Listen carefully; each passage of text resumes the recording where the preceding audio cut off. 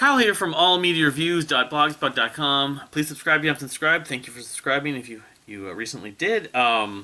Just wanted to do a hopefully relatively quick video blog. I got this new t-shirt and it's actually the right size from Dirt Per Robbins. I purchased one from Dead Horse, I think the original Dead Horse Alaska. Didn't fit me. I usually fit an XL and this is a double XL, so I don't know. It's just different, but I remember I just ordered another shirt from Hotel the Laughing Tree, which I'm going to get to in a few minutes here. And I did the same thing, so I don't know. Today also, which I have in my hands, I might put this on because it's getting kind of chilly. We've had a rainy week here in the Twin Cities, rainy and chilly. Which it's April, it happens, speaking of rain, snowing in April. Today is actually April 21st, the 7th anniversary of Prince's passing, unfortunately. Anyway, so just to make some quick announcements and maybe a couple. All right. So one, I just found out about Dirt Per Robbins.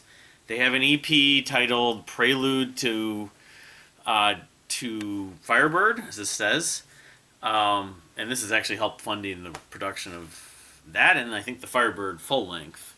But coming out on May 31st. It's 4 songs, I guess. There's a clip of Neil deGrasse playing like a guitar riff, just kind of, working his chops or whatever. It's some section of one of the songs maybe on the EP or, that's coming out on May 31st. I don't know if it's going to be like the Dead Horse Alaska series where this is going to be first of a series of EPs. I would guess not.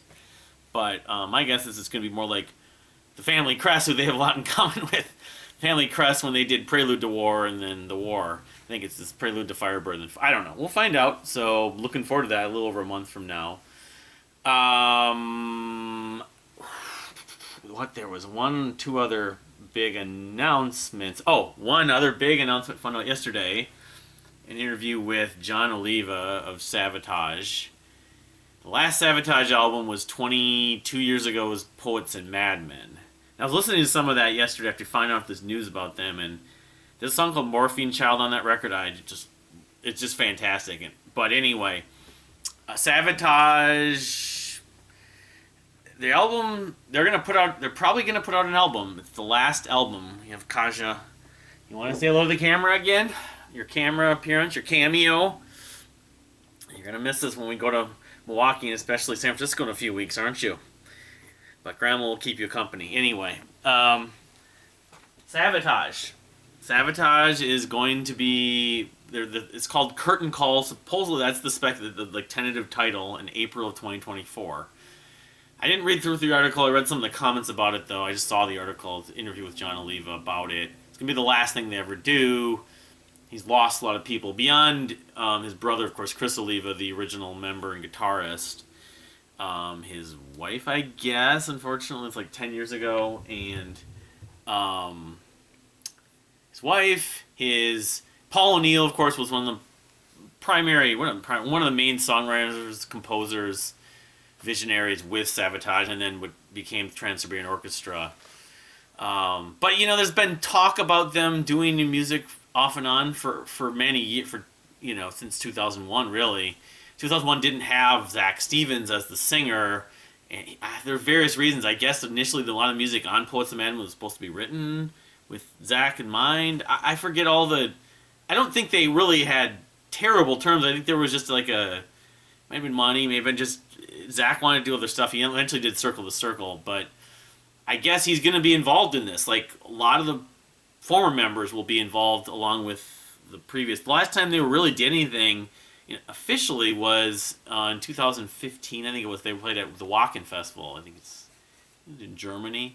That was a big deal, and they had a lot of those guys, of course, including Zach, have been involved with Trans-Siberian Orchestra, and that's really where the presence of a lot of... I know John Oliva himself. I don't know how much he's really done, but between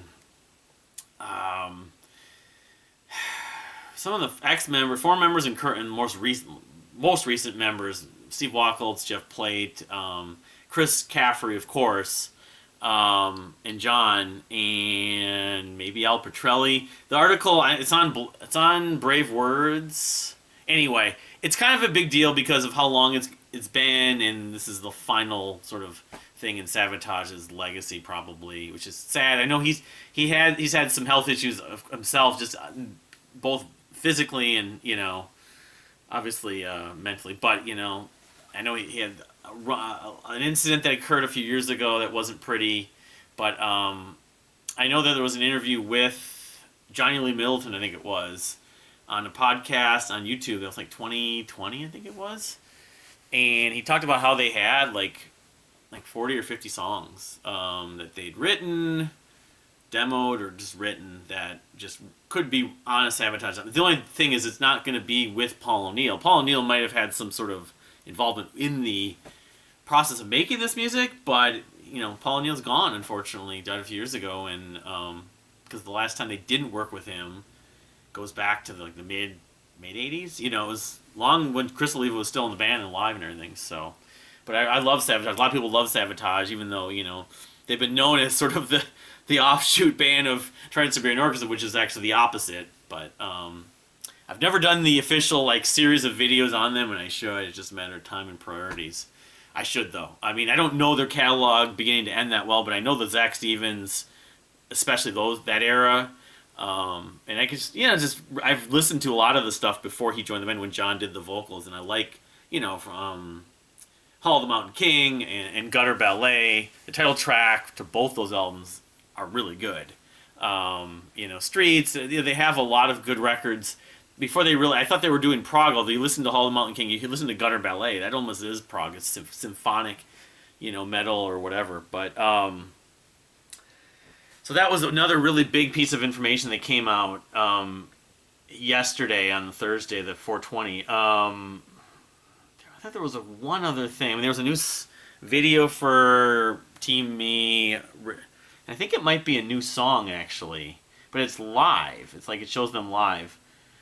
It's called Return to the Riverside. I don't know if that was on their record from last year, but it's a cool video. I've never seen them live. To see them perform live is interesting. They're very colorful, very animated, very almost trippy live band in some ways. It fits their music. Team Me, the band from Norway, very Mew-like. But I think that's about it. Then so I wanted to do quick. I'm not going to go through extensive reviews, but I did watch the Fletch movie, Confess Fletch, with John Hamm a few weeks ago, and I also did watch, just finally, Jerry and Marge Go Large with Bryan Cranston and a few other people, and the short reviews for each is I liked both movies. I liked the Fletch movie, I think, better, but I didn't love either of them. I mean, I was kind of hoping that both looked really good. I mean, I'm a Fletch fan. I'm a huge fan of Chevy Chase's 80s movies and Fletch in general. But I liked it, but it just, they felt like Confess Fletch had Roy Wood Jr. and Kyle MacLachlan was in it, and the story was Fletch. He was channeling Fletch. The Fletch persona in a way, but it wasn't as sort of quick-witted and improvised. I don't think a lot of it was improvised at John Hamm's version. But it satisfied me enough, the fact we haven't had any Fletch content, any material on film, on screen, since whatever the Fletch Lives movie in the late 80s, like 88 or 89. So I could do reviews on those. I could quote Fletch, the original. Back when I've seen the movie 80 times probably, going back to when I was in high school. But I mean, it was a good movie. If they do another one, I will certainly be interested in it. John Hamm is a totally confessed Fletchaholic himself, so he was a good choice to play that role in some ways. But if you had someone like James Roday, of course, he might feel like it's sort of retreading the same kind of thing he did with the Sean Spencer character on Psych. But that is just totally, or get Ryan Reynolds for that matter, again with Deadpool, but or some other examples. But if they do another movie with John Hamm, because there's all this series of Fletch books, but Gregory McDonald, I think his name is. Well, all these books. Sorry for the shaking, by the way. Series of books that were written, I think, just in the 70s. There were like 8, 9, 10 of them or something. And the first movie's based on one, or maybe more than one a little bit. The second one also, and then this new one, Confess Fletch, which is based on some art pieces, and this woman he's involved with, and her father. I mean, there's some characters in it that are a bit. Their motivations are really a little hard to completely buy into, but I mean, it has some of the sort of personality changing, persona alias kind of thing, trying to get information. The thing with the paintings I thought was good with those kids, and it was updated for modern times, the way he would lose the cops and with the Uber drivers and stuff like that, because they were trying to tail him. It was a little bit like more like Beverly Hills Cop actually in some ways. So moving on to the second movie I talked about, I just watched last night, Jerry and Marge Go Large, about a guy, and in fact a couple, but a guy who was retiring from his company in Michigan, and he needs something to do, and he figures out a way, and there's one of the many types of lottery pick numbers games, Windfall it's called. He figures out there's a loophole in the system, and it's based on a true story, I guess, and so he ends up, if you buy a certain amount of tickets, it's, with this down, whatever it's called, you'll win. You won't win the lottery, 6, but you'll win if you get 3 out of 6 right. If no one wins the full jackpot, you win. And if you buy enough of them, you'll end up winning. Not just pushing, but you'll get enough more than pushing returns on those tickets that you'll end up making money. You buy a certain amount. Your probability goes up, and so I wonder if. I mean, I guess it's true, but it's hard to believe that the people that set the lottery up didn't consider it. But the lottery itself made money. That was the whole thing. And they have to end up going to Massachusetts because the place they bought tickets, I think the state of Michigan ended. I didn't realize how close Michigan was to Massachusetts. There's a border. I mean, Michigan's eastern time zone, but it's really close. I think of it, it's the Great Lakes. It's the upper Midwest more so, but it's not. It's a 10-hour drive, I guess. So, then they meet these kids from Harvard. It's kind of hard to figure out the same kind of loophole in that game, and then it becomes sort of a contest. But it was so lighthearted. It felt almost like a Hallmark movie. You had a lot of big names: Bryan Cranston, Annette Bening, who for her age looks great still. Rainn Wilson, Larry Wilmore. What's his, from Breaking Bad, from Better Call Saul, Michael McKean, a few other cameos. Those are the biggest names. But you have a decent ensemble of people. The story is compelling. I don't know the way it was shot, who the director was or whatever. It didn't the tone of it wasn't that dramatic. It felt like a Hallmark or Lifetime movie in some ways. I mean, the Fletch movie felt like the tone was very less dramatic too, although it was purely comedy. This movie felt, I don't know, it's just like Bryan Cranston's character shows emotion. He's a good actor. Obviously, he's won Golden Globes and Emmys and been nominated for Academy Awards. He's great as Walter White, among other roles. But I don't know. I mean, it wasn't bad, but the trailer was a little. Wasn't as accurate as the movie actually turns out to be. But, I feel like it's worth seeing, but, anyway. Still want to see the Super Mario Bros. Movie. So, I want to move on to one album review that I've been listening to a little bit. I'm going to do a review of the Dirt Poor Robins album. I got the pre-order went up on Wednesday. I ordered a shirt, like I said, and I'm supposed to get it in, so I'll try to do a review with my physical copy.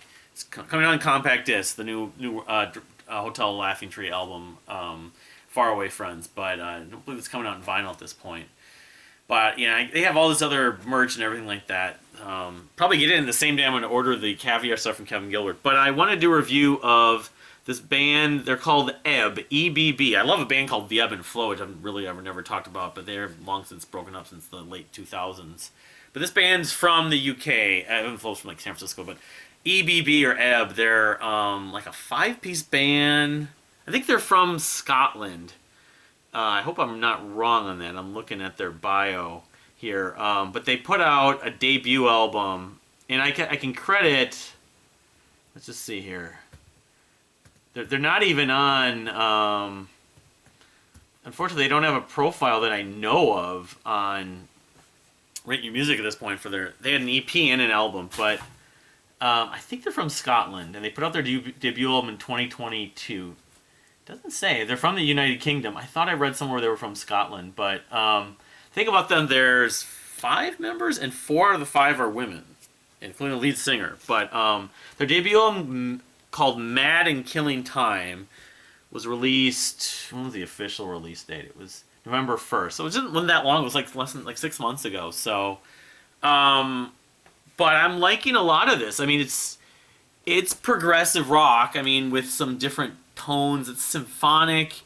There's some good piano on it. There's one song that I mentioned on Twitter yesterday. The first couple times I heard it, I was just totally bugged by this riff. It parts of it goes da da da da da da with that accent. It's called Tension, and I thought this has got to be something. And I thought, well, like Spock's Beard and I thought Genesis, and I thought for a minute maybe Watch of the Skies. That's like that Morse code pattern, but that's not it. The song is the Broadway Melody 1974 off the Lamelights on Broadway. Has a riff that's very similar, but putting that aside, is still a good song.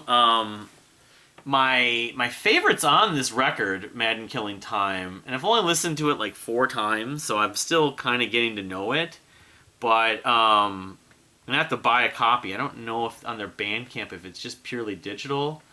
No, they do have a CD. It'd probably be a little bit of money to ship, unfortunately, but I really want to support them. So that's the other thing. There's another song that came out today, but yeah, I mean my favorites being on Mad and Killing Time, a song called Hecate or Hecate. The track after that is this great piano arrangement. The Animals Said I. So the first 4 songs. I mean, the first track is called Vorspiel Grieg's Diner, which is just like a little. It's an intro piece. So I don't, but I could say the first 4 tracks all work well. They flow well, but they have a song called Violet is Tits. Tits McHale, Tits McGee. That's a track I enjoy. Crystal at the Red Light. Those 2, I mean, the vocal arrangement, they got a little bit of like a gothic element. I was thinking they were a little bit like Formal Horse, but Formal Horse is a little heavier and a little more experimental, I suppose you could say. These guys are more symphonic at times, but there's a little bit of like what's the word? Atmospheric gothic prog, you could say. More art rock, I guess. I mean, they have their instrumentation. They can play. So there's no really escaping that there is a progressive rock influence. They definitely emphasize the musicianship, but they also emphasize sort of the clever, emotional vocal arrangements. I think most, if not all of them, are done by one singer. I'm not even getting the credits on this, which is weird. So, I don't know. What I'll probably end up doing is trying to pick up, then purchase the CD, which might be a little steep, but I'm probably going to do that, and then I can maybe give more details and do a follow-up or something like that, just when I show it or whatever. But they're a promising new band. They had an EP that came out, I think, 2019, called Death and the Maiden. Yeah. So, but it's good to see another new band, of course. Another band from the UK and Europe, and then in this particular case, it's also good to see along the likes of The Warning, Warpaint, another example of a band that's led by largely a female membership base, and that women can write and play this kind of music, and they're good at it. We just need them to be encouraged and be interested in it. So, but yeah, have you heard of EBB? And their debut album, Mad and Killing Time, I think more people still can discover them, even though the record came out last year, toward the end of last year. But yeah, I was just going to mention one more thing relating to music. I mentioned Eldren's singer. He's going by a different name, but Nate, what's his name? Naiekhu, but his name, like for Eldren, is and my cat, of course, is getting his exercise in. He's putting out a solo project and he's got to GoFundMe for it. I forget his actual name. Eldren singer. It's like I don't know. He's got to GoFundMe. I went to the GoFundMe today for his album, and he put out a single. Nasir, that's his name. For his last name too, but maybe I'll try to link this. But Nasir has a GoFundMe page for this album he wants to put out to debut. He put out the first song, and I liked it today on Spotify. It's a weird spelling, it's like Naei. It's not a name that you're gonna be able to like remember easily. That's the thing about it, is just love Spotify like sometimes like this. Yeah, it's on Spotify. Just I know the song came out, was it yesterday or today? I think it was today. And I mean, it reminds me of Nasir Malik. It reminds me of Eldren, but I mean, Eldren's an obscure band themselves, but it's Sad State. Okay, I finally found it. It's Naiekhu. Naiekhu. I mean, all those vowels in a row, and then ending with a KHU. It's called Sad State, the first song. It's on Spotify. I don't know if it's anywhere else, but it's kind of a chill song some ways, but it's, I don't know, for me, like ambient music, kind of new agey, like Vanavi and some other examples, it kind of could be hit and miss. If it fits the right mood, it gets the right atmosphere, I'm totally a sucker for it, and I love it. There's a lot of examples of that, but there's other examples of music, like Chrome Canyon, for example, the Morgan Zeef, who was with Apes and Androids, his albums, I get a little lost in them, and in Tangerine Dream, I like the Hydra album, but they have like whatever it is, 120 albums or something, 89 albums. But this is, it's like like some of the stuff off Eldren did off Misinformation Age is kind of chill. This works. I mean, he's using a little bit of vocal effects, but not too much.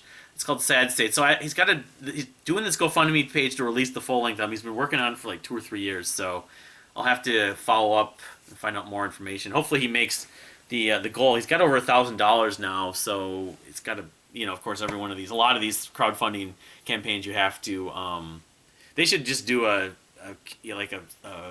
Patreon or something. Everyone's got Patreon, but you got to reach your goal or whatever. But hopefully he does, and the thing goes through. But anyway, I'll have to follow up with this stuff. But thank you for watching. I hope you listened to some Prince today. Please subscribe if you haven't subscribed, and we'll see you next time.